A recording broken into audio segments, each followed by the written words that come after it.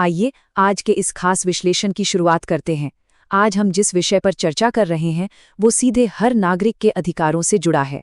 हम एडवर्ड नाम के एक पब्लिक इंटरेस्ट प्लेटफॉर्म का विश्लेषण कर रहे हैं। इसे हर भारतीय तक संवैधानिक मार्गदर्शन और शैक्षिक जानकारी पहुंचाने के लिए बनाया गया है। ये कोई आम तकनीक नहीं है, बल्कि एक ऐसा टूल है जो मुश्किल कानूनी और सरकारी प्रक्रियाओं को बिल्कुल आम बोलचाल की भाषा में समझाता है। संविधान तभी सार्थक होता है जब आम नागरिक व्यावहारिक रूप से अपने दैनिक जीवन में इसका उपयोग कर सकें। ये एक बहुत ही शक्तिशाली विचार है ना? अक्सर होता क्या है कि कानून और हमारे अधिकार बस मोटी मोटी किताबों में सिमट कर रह जाते हैं। एडवर्ड का पूरा विजन इसी गैप को भरना है। किताबी ज्ञान को असल जिंदगी में कैसे इस्तेमाल करना है, ये प्लेटफॉर्म ठीक वही सिखाता है। भाग 1, इंटेलिजेंस फॉर एवरी सिटीजन। चलिए इस प्लेटफॉर्म को थोड़ा और करीब से परिभाषित करते हैं। अच्छा, तो अब इसके कोर कॉन्सेप्ट में गहराई से उतरते हैं। ये समझना बहुत जरूरी है कि एडवर्ड असल में है क्या और क्या नहीं है। देखिए, ये कोई आम ओपिनियन देने वाला चैटबॉट बिल्कुल नहीं है। न ही ये किसी वकील को रिप्लेस करने की कोशिश कर रहा है। इसके बजाय ये एक प्रोसीजरल ऑपरेटिंग सिस्टम है। मतलब ये पूरी तरह से न्यूट्रल, कानूनी रूप से प्रमाणित और स्टेप बाय स्टेप मार्गदर्शन देता है। इसमें कोई राजनीतिक एजेंडा या पूर्वाग्रह नहीं है। भाग 2, द सिविक वर्कफ्लो इंजन, यानी एक्शन लेने योग्य व्यवहारिक नागरिक कदम। आइए देखते हैं कि ये पूरी प्रक्रिया असल में कैसे काम करती है। मान लीजिए किसी का राशन कार्ड आवेदन खारिज हो गया, तो सबसे पहले एआई एनालिसिस इस समस्या की बिल्कुल जड़ तक जाता है। उसके बाद डॉक्यूमेंट प्रिपरेशन के जरिए जरूरी कागजात की एक सटीक लिस्ट बनती है। फिर गवर्नमेंट प्रोसेस नेविगेशन साफ साफ बताता है कि कौन से दफ्तर जाना है। अगर फिर भी बात ना बने तो एस्केलेशन पाथ जैसे आरटीआई लगाने का रास्ता भी तैयार रहता है। और अंत में ह्यूमन रिव्यू और कॉन्स्टिट्यूशनल रेफरेंस का एक सेफ्टी नेट हमेशा रहता है, ताकि कोई भी मामला अधूरा ना छूटे। अब जरा इस नंबर पर गौर कीजिए, सिर्फ 30 सेकंड। जी हाँ, एक नागरिक की उलझी हुई समस्या को समझने से लेकर उसे कानूनी प्रक्रियाओं पर आधारित एक पूरा एक्शन प्लान देने में एडवर्ड को औसतन केवल 30 सेकंड का समय लगता है। पलक झपकते ही समाधान। इसकी यही स्पीड और सटीकता इसे वाकई में एक गेम चेंजर बनाती है। भाग 3, मौलिक अधिकारों को समझना, एक तरह से हमारी संवैधानिक ढाल। उदाहरण के तौर पर संविधान के अनुच्छेद 14 को ही ले लीजिए, यानी समानता का अधिकार। इसका सीधा सा अर्थ है कि राज्य किसी भी व्यक्ति को कानून के समक्ष समानता से वंचित नहीं करेगा। लेकिन एडवर्ड इसे सिर्फ रटाता नहीं है, बल्कि समझाता है कि ये सरकार की किसी भी मनमानी कार्रवाई के खिलाफ हमारा सबसे बड़ा बचाव है।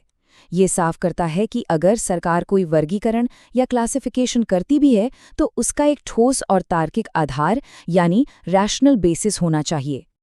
अब सवाल उठता है कि ये कानूनी बातें असल जिंदगी में कैसी दिखती हैं। चलिए इस अमूर्त कानून को जमीनी हकीकत से जोड़ते हैं।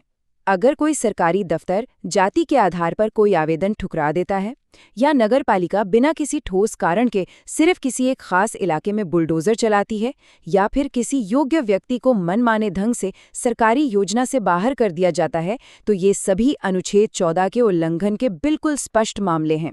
भाग 4, हर छात्र के लिए विज्ञान, कैसे ये प्लेटफॉर्म शैक्षिक समझ का निर्माण कर रहा है। अब जो बात यहाँ सबसे दिलचस्प है वो है इसके पढ़ाने का तरीका। विज्ञान को सिर्फ रटने वाली चीज बनने से रोकना बहुत जरूरी है। उदाहरण के लिए मैकेनिक्स और मोशन को लेते हैं। जब एडवर्ड बल यानी फोर्स का कॉन्सेप्ट सिखाता है तो वो सिर्फ किताबी समीकरण या फॉर्मूले नहीं थमा देता। इसके बजाय दरवाजा धकेलने या जमीन पर हमारे चलने जैसे रोजमर्रा के बिल्कुल आम उदाहरणों से समझाया जाता है कि बल असल में काम कैसे करता है। ये प्राकृतिक ताकतों के पीछे की एक असली समझ या इंट्यूशन पैदा करता है।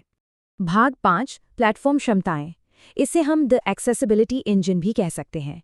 22 से अधिक भाषाएं, ये नंबर अपने आप में एक बहुत बड़ी कहानी कहता है। इसका मतलब है कि भाषा अब ज्ञान के रास्ते में कोई दीवार नहीं है। भारत के संविधान में शामिल 22 से अधिक भाषाओं में ये प्लेटफॉर्म सपोर्ट देता है। यानी कोई भी छात्र या नागरिक अब फिजिक्स के उन मुश्किल कॉन्सेप्ट्स को या अपने कानूनी अधिकारों को अपनी खुद की मातृभाषा में समझ सकता है, वो भी सीधे वॉइस इंटरैक्शन के साथ।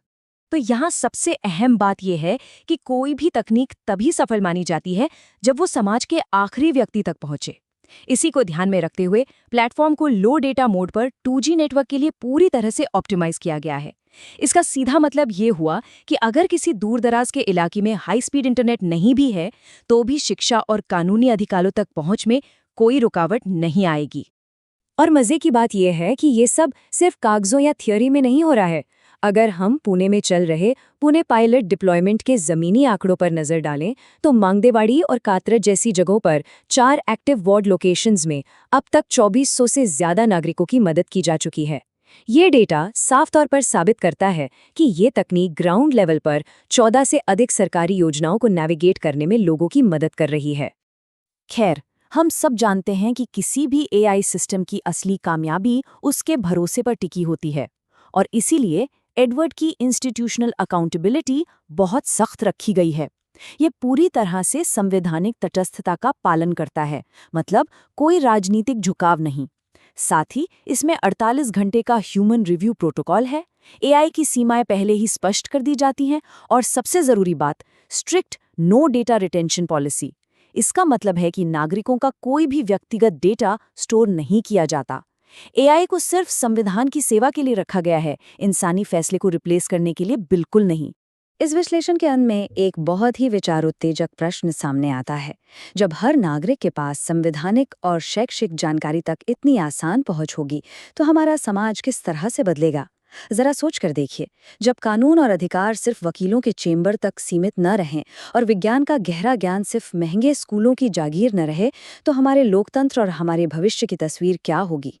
इस सवाल पर जरूर विचार कीजिएगा। इस विश्लेषण में साथ जुड़ने के लिए बहुत बहुत धन्यवाद।